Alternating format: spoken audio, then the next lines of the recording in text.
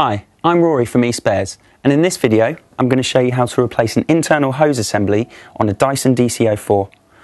Now this part sits underneath the vacuum like that and can easily become cracked or split, and if it does it will result in a loss of suction. Now I need to turn the vacuum over, so I'm just going to remove the cyclone and bin and these filter parts so I have a flat surface to rest the vacuum on. Okay, as you can see here, here's the original internal hose. One thing is very important, this screws out and this pulls off, and you must pull this off first before you unscrew the old part, and that just comes off by turning clockwise.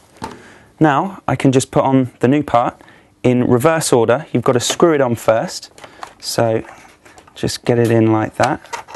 Turn anti-clockwise this time. This can be a bit fiddly, but there you go.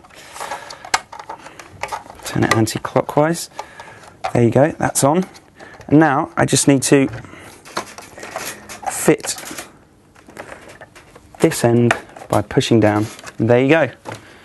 You fit an internal hose. Easy as that. Thanks for watching.